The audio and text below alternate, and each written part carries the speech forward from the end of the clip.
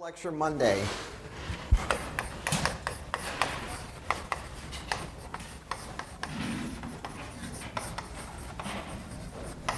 The special lecture will not be on material and art, but on more advanced material, in particular some research I did on this subject, which I thought maybe would give you an idea of what's going on today in the subject.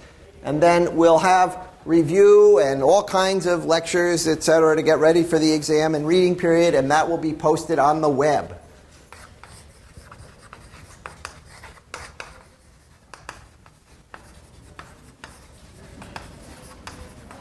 So we won't arrange it on the now.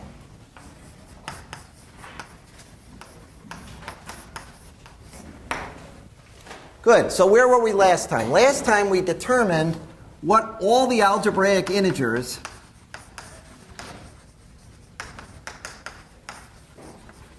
in the field q square root of d, where d was a square-free integer.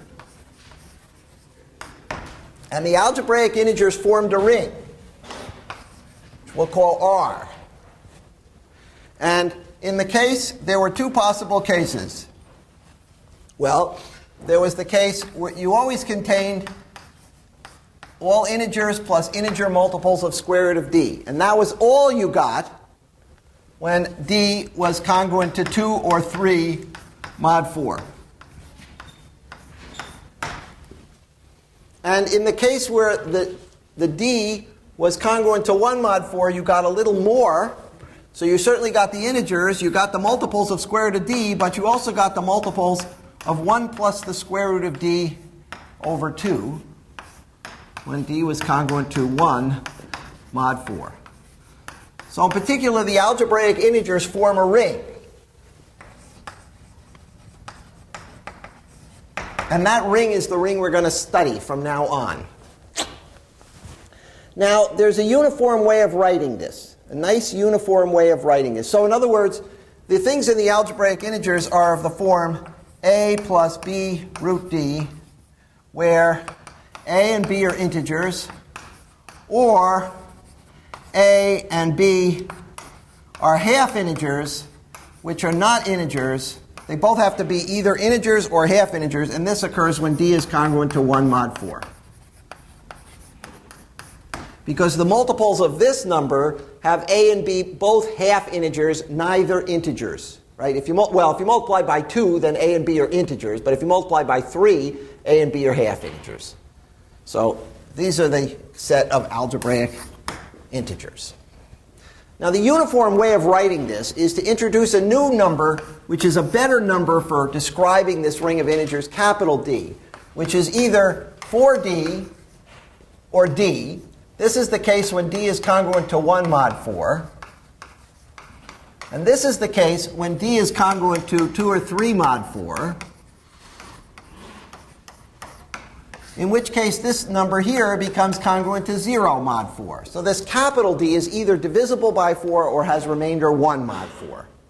And then if you introduce that, there's a uniform way of writing down this ring of algebraic integers. You can write it like this. This is a cute way of doing it. It's all multiples of 1 and all multiples of d plus root d over 2. Now why is that? Because first of all, the square root of d is either equal to 2 times the square root of little d or the square root of little d, depending on what happens. So in the case where d is congruent to 1 mod 4, this is little d plus the square root of d over 2. But little d is odd. So if you can subtract an integer from it and get this number. And conversely, if you had this number, you could add an integer to it and get that number. So this ring is the same as this ring when capital D is odd. If capital D is divisible by 4, so square root of d is 2 little d, then both this number and this number are divisible by 2. You can divide the 2 out, and you're left with an integer plus a multiple of square root of d. So you can express square root of d and vice versa. So this is the uniform way of describing the ring of algebraic integers.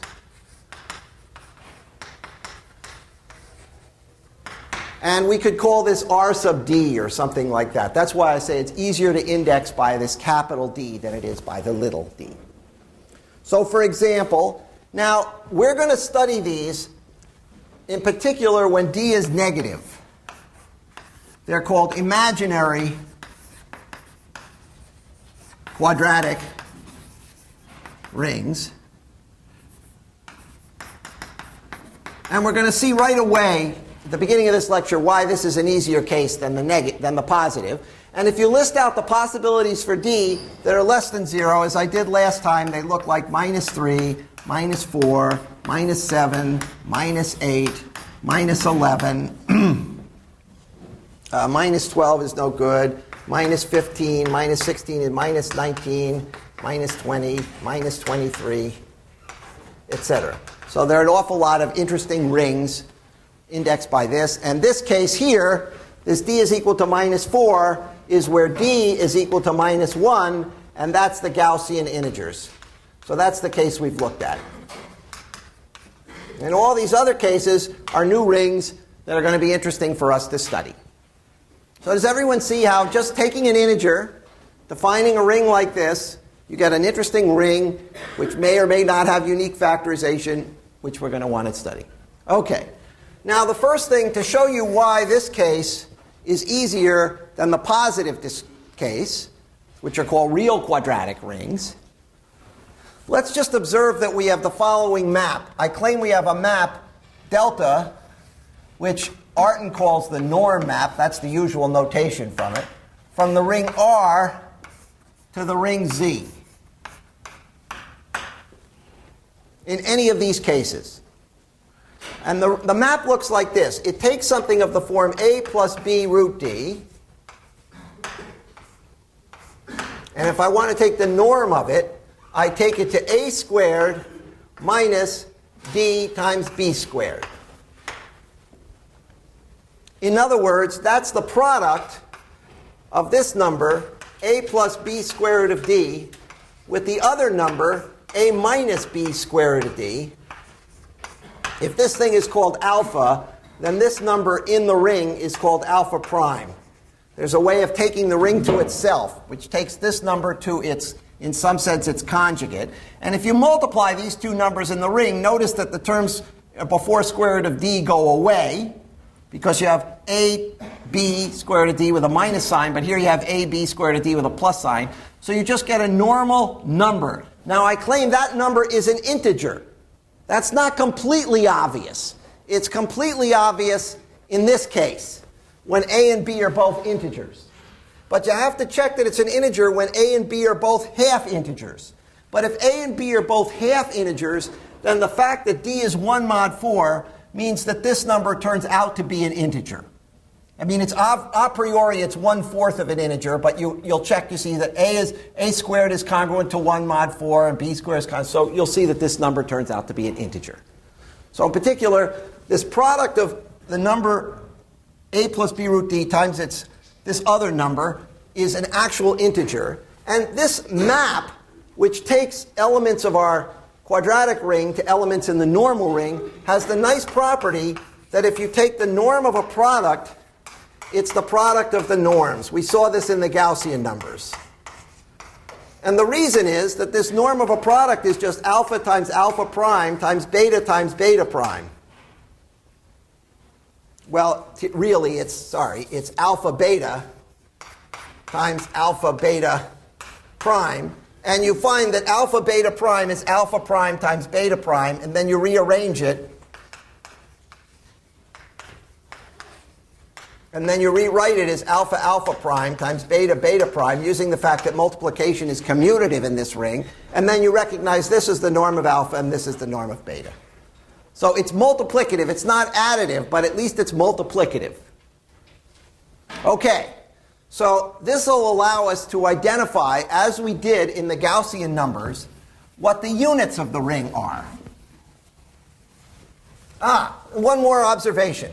And this is the reason that this, or d less than 0, this is the reason that this condition becomes so nice. If you look at the norms, this is an integer, but when we're in the imaginary quadratic case, it's a non-negative integer.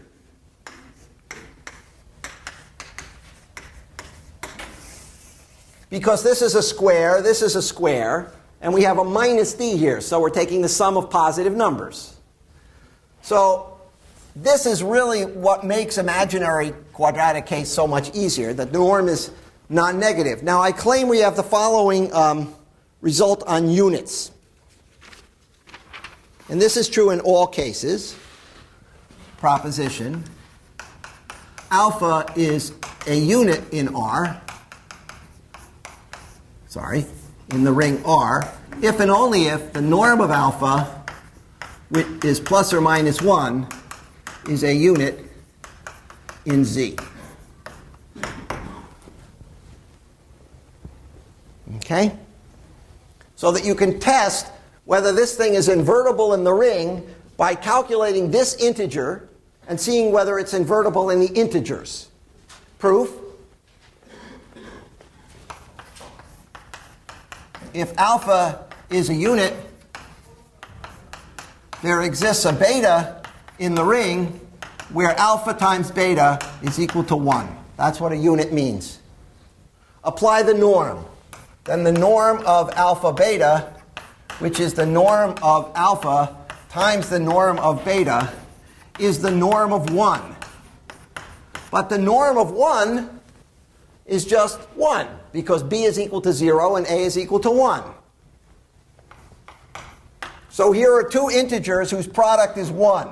Therefore, the norm of alpha has to be a unit in the integers, and consequently the only units in the integers are plus or minus 1. Conversely, if the norm of alpha, which remember is alpha times alpha prime, is equal to plus or minus 1, then plus or minus alpha prime is an inverse for alpha.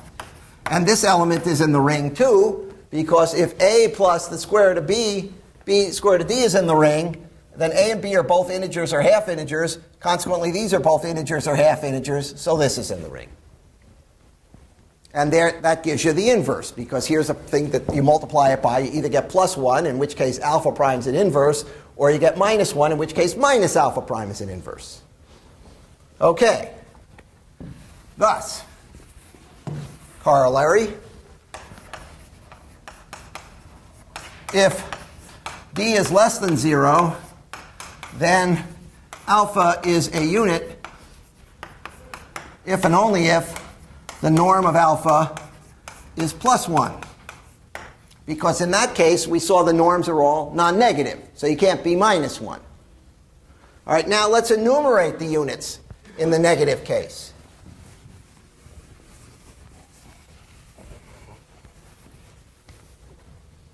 In fact, if d is equal to minus 3, there are 6 units.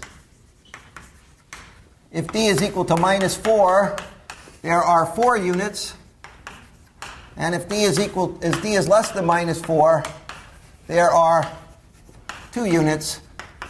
In fact, in this case, the unit group is the same as the unit group of z, just plus or minus 1. So for almost all these cases, except for the first 2, you don't get any new units in the ring that you didn't know about. Nothing is invertible except when a is equal to plus or minus 1 and b is equal to 0. All right, let's prove it. Well, we're looking for solutions. Proof. A unit alpha is equal to a plus b squared of d is a solution to a squared minus b squared d is equal to 1, where a and b are either integers or they're half integers. Okay, now look at this. Okay, if b is equal to 0, right, then a squared has to be plus or minus 1.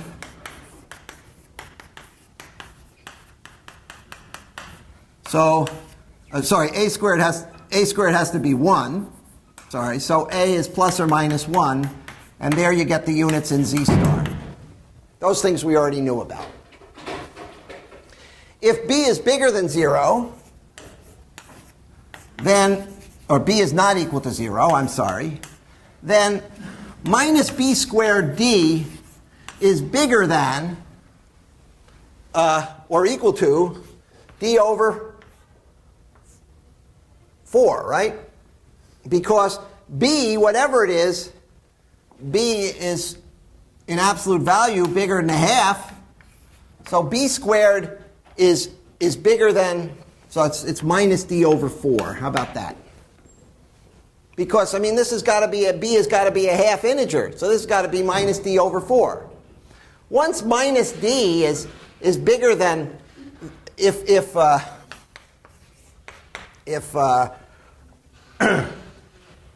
minus d is bigger than 4, it's hopeless. Right? Because then this number will be bigger than 1, and there's no way that these things can add up to 1. This number is positive. Right? So that eliminates almost everything, and then you just check these two cases, and you find the various solutions. They're a finite number. On the other hand, look at what happens if d is positive. If d is positive, this is the difference of a square and some multiple of a square. Right? So that you could certainly imagine that difference being 1, no matter how big a and b are. I mean, they're not adding up. You're taking a square times, an a times square minus d. And in fact, it turns out that if d is positive, there are always an infinite number of units. Fact, which I'm not going to prove. If d is bigger than 0, r star is infinite. And that gives a lot of headache. I'll give you an example. This first simple example.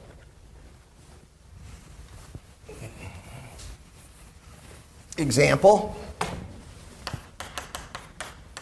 D is equal to 5. That's the smallest positive d. So there r is equal to z plus z times 1 plus the square root of 5 over 2. Now let alpha be the number 1 plus the square root of 5 over 2.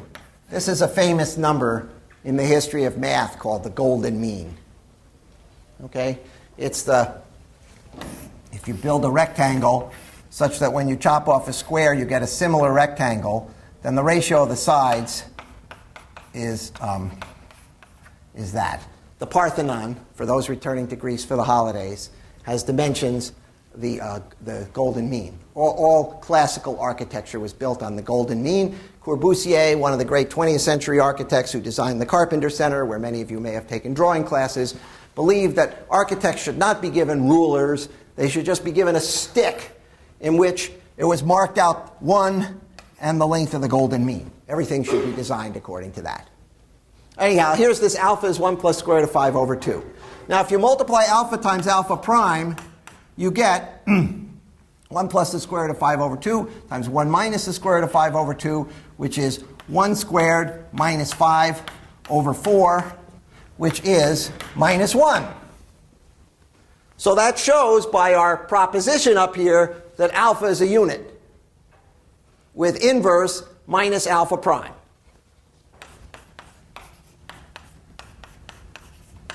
Okay? So here's one unit. To find an infinite number of units, you calculate alpha squared. So alpha squared turns out to be 3 plus the square root of 5 over 2. Okay? If you multiply, you get 1 plus square root of 5. That's 6 plus 2 square root of 5 over 4, and then you divide out, you get this. So this is also a unit, because delta is multiplicative, so we find that the norm of alpha is minus 1 implies the norm of alpha squared is plus 1. So that's another unit. Okay? Then you take alpha cubed. You get another unit. Let's see what it is. 9 plus 5, that's 14. So it's 7 plus 3 square root of 5 over 2. That's another unit. That one has norm minus 1. And you keep taking powers of alpha, you never get back to 1. In fact, the a's and b's keep getting bigger and bigger. So this is a unit because 7 squared 49 minus 9 times 5, 45, is equal to 4. Or maybe minus 4. What did I do wrong there? Yeah. How can this norm be minus 1? Yeah, I mean this... Yeah, the norm of alpha cubed is minus 1, but I mean it's the fact that you have an approximate solution to this is equal to 1. In fact, this turns out to be 4. Okay? Okay, so here you get an infinite number of units. Alpha to the n are all distinct.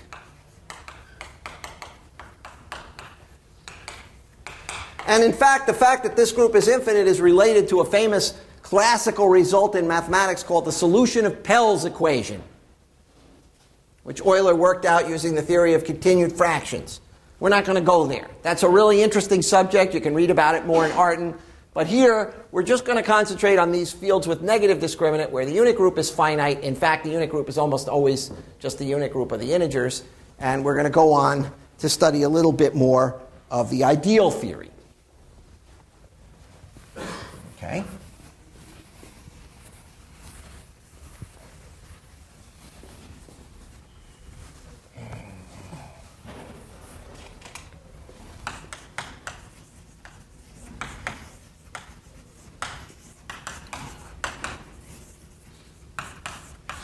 Now you might say, well, this is getting awfully specialized.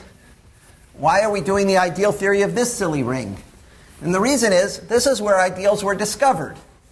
And it's all very nice to have an abstract theory of rings and an abstract theory of ideals and principal ideals, etc. But this is the place where people first came to grapple with the fact that there were non-principal ideals and figured out what to do about it.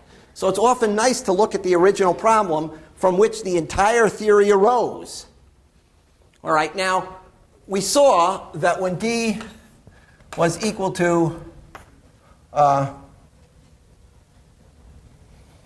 when D was equal to minus 1, so we got the Gaussian integers, is a Euclidean ring.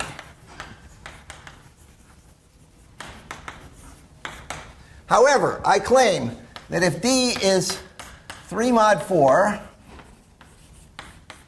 and D is less than minus 1, namely for all the other cases which are negative, where D is congruent to 3 mod 4, I claim then R, which is Z plus Z root D, is not a unique factorization domain.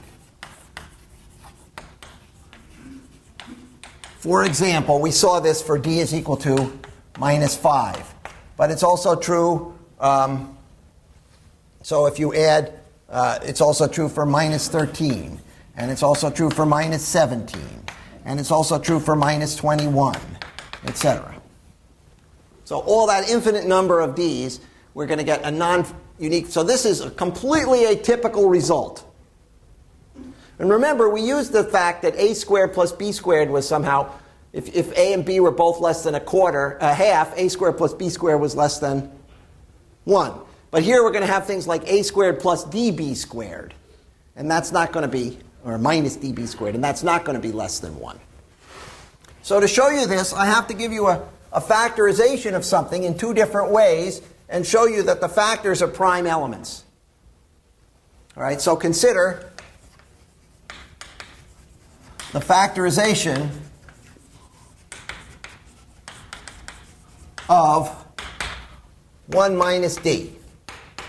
So I'm going to write 1 minus d in two different ways. I'm going to write it 1 plus the square root of d times 1 minus the square root of d. And I'm going to write it as 2 times 1 minus d over 2. Now, since d is 3 mod 4, it's an odd number. So if I subtract it from 1, I get an even number. So this is an integer. This is an integer. Those are elements in our ring. And these are certainly elements in our ring. Okay? So I claim 2 is an irreducible, or is a prime, an irreducible element, a prime, in R. 2, the number 2. So you can't factor 2 in any essential way in this ring. Now that was false in this ring. In this Euclidean ring, you could factor 2. 2 is equal to 1 plus I times 1 minus I, and neither of these were units. But in these rings, I can't factor 2. Proof. Why? Suppose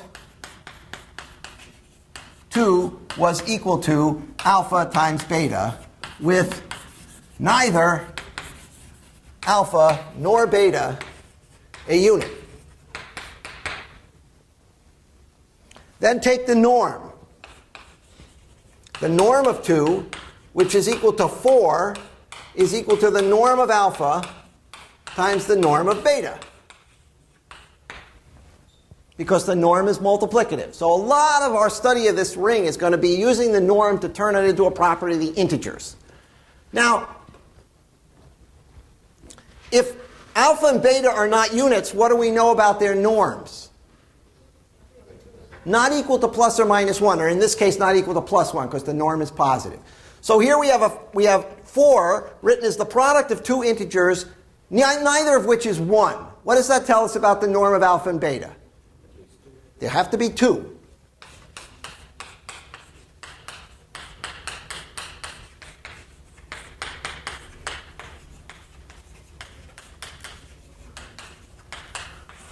Therefore, we have found in this ring, if we had a factorization of alpha and beta, we found elements of norm 2. Now that's okay in this ring. These elements do have norm 2. Here's the element alpha, here's the element beta. Both of them have norm 2. All right? But here, this is impossible.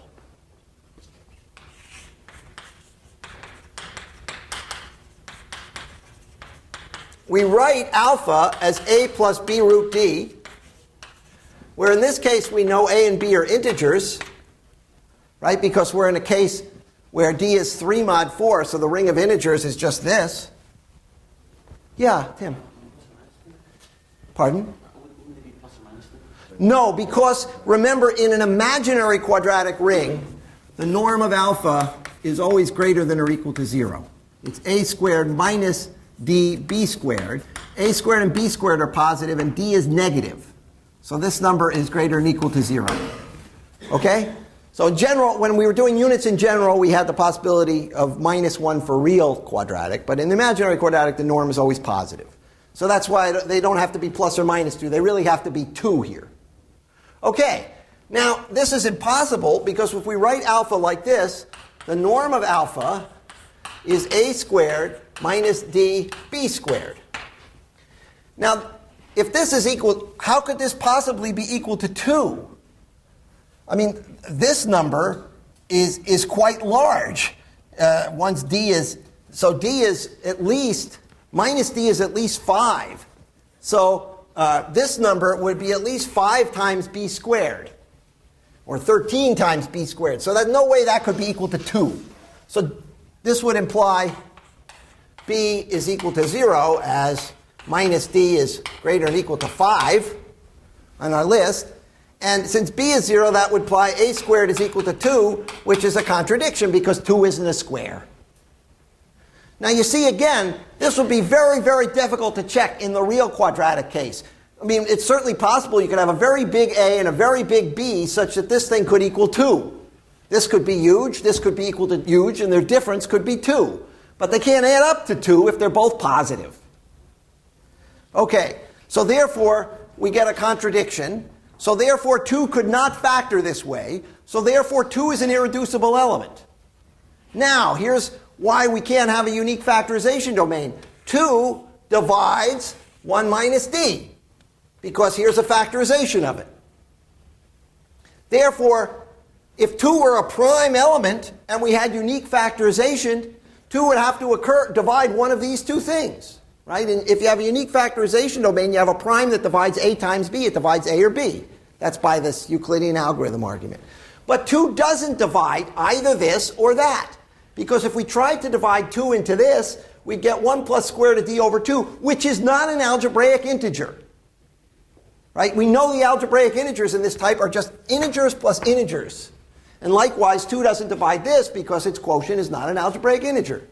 So therefore, we have a prime element, we have a factorization, it divides neither part. Therefore, we can't have a unique factorization domain. Yeah. Could you just say the last part again about if 2 divided 1 plus If 2 divided 1 plus d, we'd have the following factorization, Atticus. We'd have this. 2 times 1 plus the square root of d over 2. That's the only way you can write it. Right? But this number is not in R.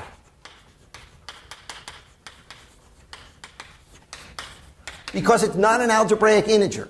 A factorization has to take place inside the ring. This is the only way it could be written inside the field. Why is it not an algebraic integer? Why is it not an algebraic integer? Because if you take its delta, it's not an integer, for example. It doesn't satisfy a polynomial with integer coefficients. Monic polynomial. That's what we worked out last time. That the set of algebraic integers when d was 3 mod 4 was just this. Integers plus integers times square root of d. This is a half plus a half square root of d. Okay? So that's not any good anymore. Now, this argument only works for d congruent to 3 mod 4. And it turns out there are other cases besides the Gaussian numbers that are... It's a not unique factorization, so, let's even stronger, not every ideal I in R is principal. Because if every ideal were principal, we have unique factorization domains. Okay? Now, it is always the case for all of these rings that every ideal can be generated by 2 elements. Principal means it's all multiples of 1 element. But no matter what these rings are, any ideal can be generated by 2 elements. Although not all ideals I in R are principal. That means that I is all multiples of 1 element. Every I can be generated by 2 elements. That's not true in any ring, but it is true in these rings. So they're not the worst thing in the world, even though they're not always Euclidean or principal ideal domains. Why is that? Why?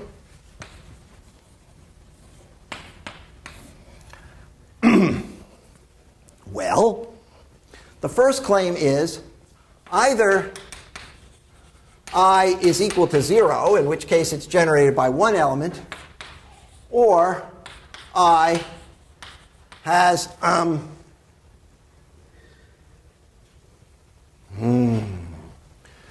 finite index in the ring R. In other words, R mod I is a finite ring.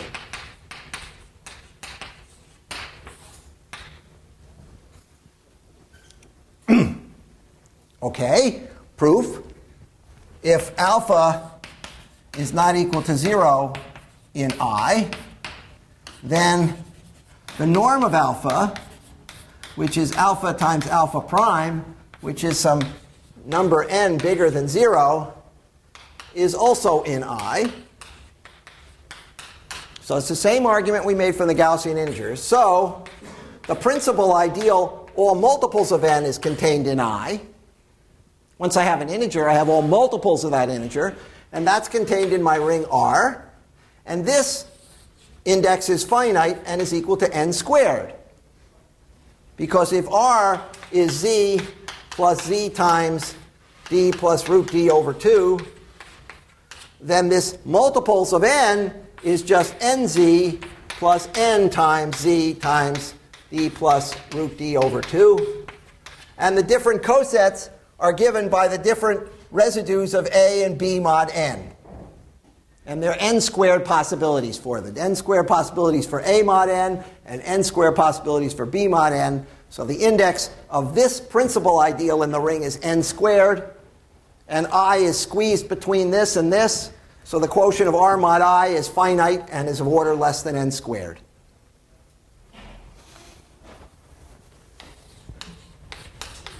The index of R mod I is less than or equal to n squared. Okay? Same argument we made for the Gaussian integers. So it's a finite index. Now, it's a fact Now, Artin likes to draw pictures of these, and in fact, pictures are quite useful. So we're going to draw a picture of R, and we're going to draw a picture of I.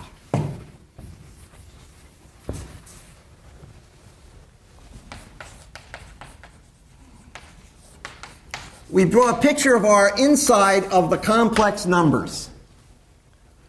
And we draw it like this. The first thing we draw is the element 1. That's certainly an R. And then we draw the complex number, which is the other generator of R, namely this d plus root d over 2. Now that either... So I'll draw that. That's up here somewhere. I don't know. Let's put it up here. It's a d plus root d over 2. Root d is an imaginary number because... actually, that's not the way to draw it, but never mind. I mean, the real part is much bigger than the imaginary part, so it really looks more like this. But never mind. D plus root d over 2. Okay. Now, R consists of all integer multiples of this, so 2 and 3 and minus 1 and minus 2, etc., and all integer multiples of this. So you get this, and this, and this, and this, and then you get all integer multiples of this plus all integer multiples of this. So you also get this, and this, and this, and this, and this. So these points in the complex plane form what's called a lattice, and R consists of exactly those points. So we've seen this for the Gaussian numbers, where you get the rectangular lattice. Another nice case is where d is equal to minus 3, and you get the hexagonal lattice. And in general, you get some subset of the complex plane which is stable under addition and multiplication, but a discrete set of points in the complex plane.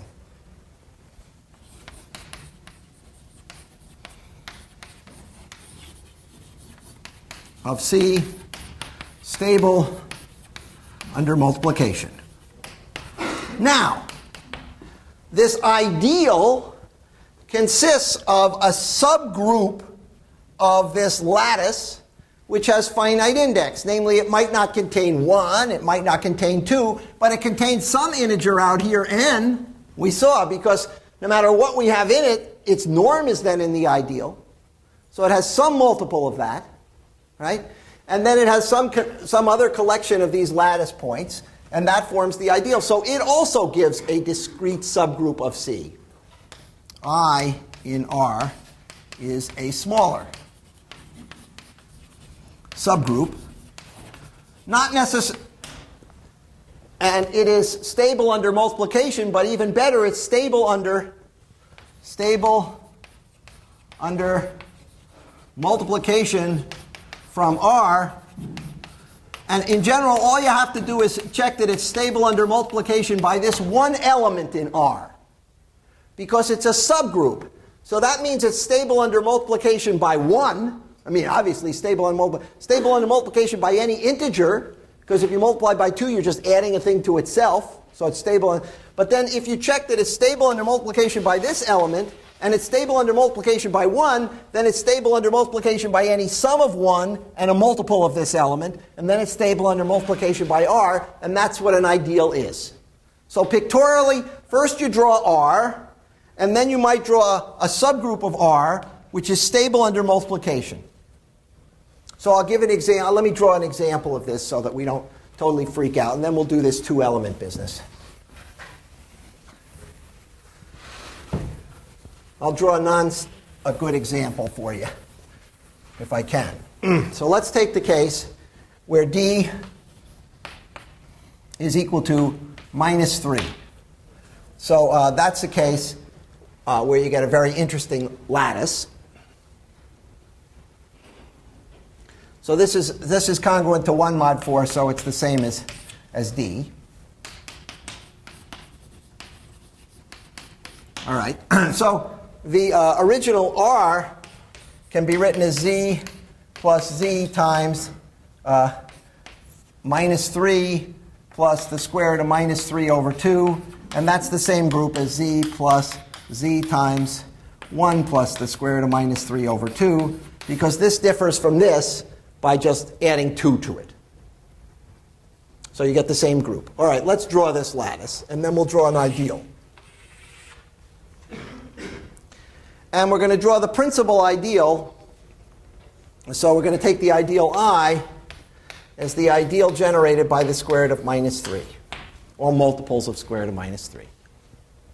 All right, so here we go. The first thing is we have to draw 1. Then we have to draw the other generator, which I'm going to do this. Now this is a complex number which has real part a half and imaginary part root 3 over 2. And it turns out to lie on the unit circle, as you know from your basic trigonometry, and it's up here. It's 1/6 of the way around the unit circle. That's the 1 plus the square root of minus 3 over 2. So it's a number of complex absolute value 1, because if you take its absolute value, you get 1 plus 3 over 4, which is 1. Its real part is a half, so it lies right there. This is a 30, 60, 90 right triangle. Okay? And now, let's draw all the other. So if I take this and I take this minus 1, I get this number. Then I also have minus 1. Then I have minus this number. Then I have minus that number. And those are the 6 points in this ring which have absolute value 1. Namely, those are the 6 units of the ring. Okay? Now, do we have anything which has absolute value 2? So these are the things that are absolute value 1. So then we can go to the... Now, we have certainly 2 in it, but this thing has norm 4. Right? The next question is, could we get anything on the circle where the radius of the circle is square root of 2? Do we have any solutions of norm alpha equal 2? Well, this would be a squared plus 3b squared, where a and b are half integers. Right? And the answer is you can't find such solutions where a and b are in 1/2 z minus z, or a and b are in z. So there are no elements on the circle of radius square root of 2. All right? How about norm alpha equal 3? Are there any things whose norm, can you solve this as equal to 3? How? A is equal to 0 and b is equal to 1, right? So that would be the element square root of 3, which is about 1.7, right? So we go up here. So that's when you add these two things, you get this thing, which is the element square root of minus 3. That's the next closest thing to the origin. Now, once I have this thing, I have all multiples of it by units, which don't change the norm. So once I find one thing of norm 3, I must have 6 things of norm 3. And I get them by multiplying by these things, which means by rotating around exactly 60 degrees. So here, if I rotate around 60 degrees, the next thing is here. Oh, this is beautiful. Peter knows why I like this so much. You guys don't know yet. But the next thing is here. The next thing is when you rotate around by 120 degrees, you should get something here, right? Then we should get the minus of this. Then you should get something out here. A little too far, but okay, right there. And then we should get something out here, which is the sum of this and this. And then you should get the element 2. So here are our 6 things in the lattice that have, except I didn't do them very well. This thing has the same height as this. So these things are all on a straight line, and these things are all on a straight line if you draw them correctly. There you have it, Peter, the root system of type G2. Right? Let's see why I like this so much. I used to be able to do this well.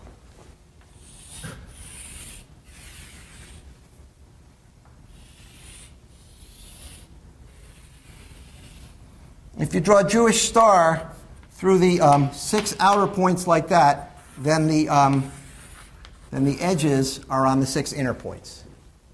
Nice, huh? Just celebrating the holiday season.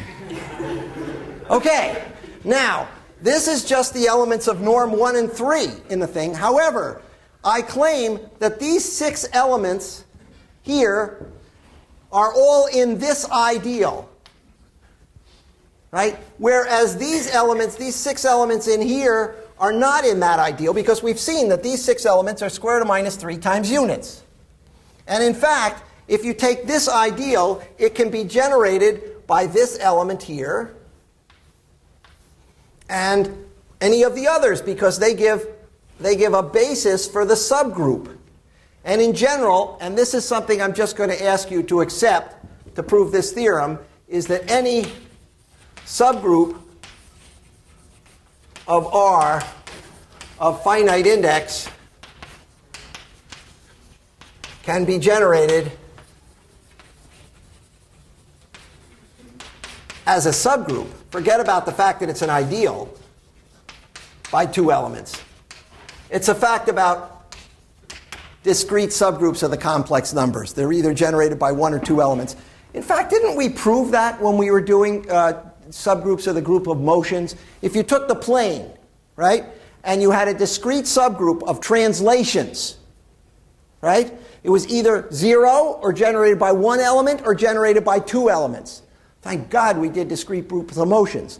Whatever this thing is, it's a subgroup. Forget about that it's stable under multiplication. It's a subgroup. It's discrete. The complex numbers, whatever else they are, forget about their multiplication, form the plane. So this discrete subgroup is generated by at most 2 elements.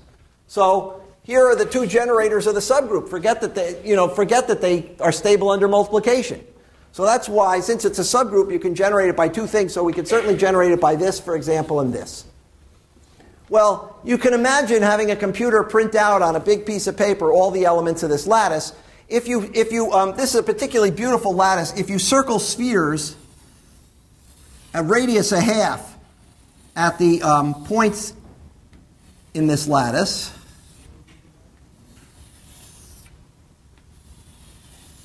I'm not doing it very well, but there they are. So you take the centers of the spheres to be the points of the lattice, and you take the radius of the spheres to be 1/2, so the spheres don't intersect. Then you get the best packing we know of spheres in the plane. In fact, it's known to be the best packing of spheres in the plane, called the hexagonal packing. The reason is around each sphere you have exactly 6 spheres. And this doesn't cover all the space of the plane. It covers close to 90% of the space of the plane. And this is the best sphere packing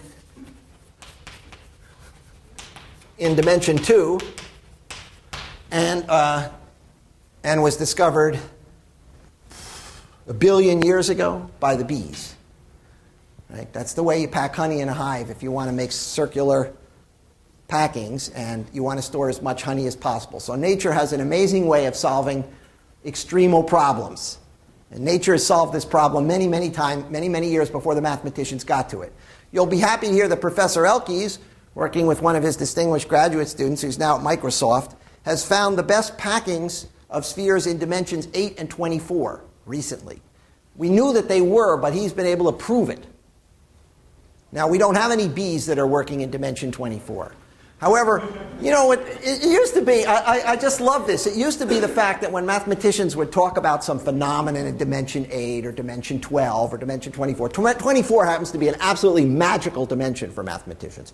So they'd talk about this, and the people who were doing hard science would laugh, and they'd laugh, and they'd laugh, and they'd say, well, you can't tell us anything because in 2 dimensions we've known this for billions of years, and in 3 dimensions we've known it for millions of years, and you can't even do anything, and we don't care about more than 3 dimensions, right?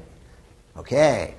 Now, if you just go over to Jefferson, now, half the people are talking about what happens in dimension 10 and happens in dimension 11, because those are the only dimensions they can resolve the differential equations of physics.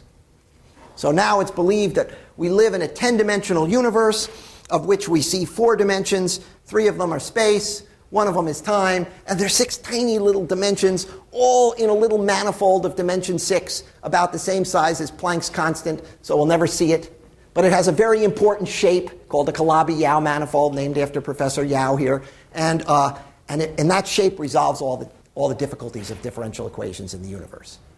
So I just love this, the fact that all at once, they're really into what happens in dimension 24. Can you tell us more about dimension 26? And each one of these dimensions has its own charm.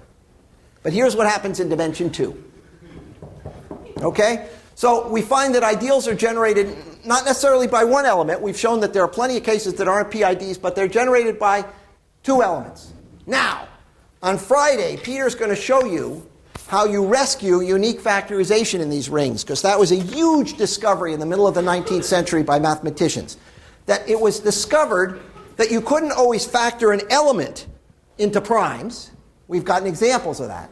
But you could factor ideals into prime ideals. Namely, there was a generalization of multiplication that took place for ideals.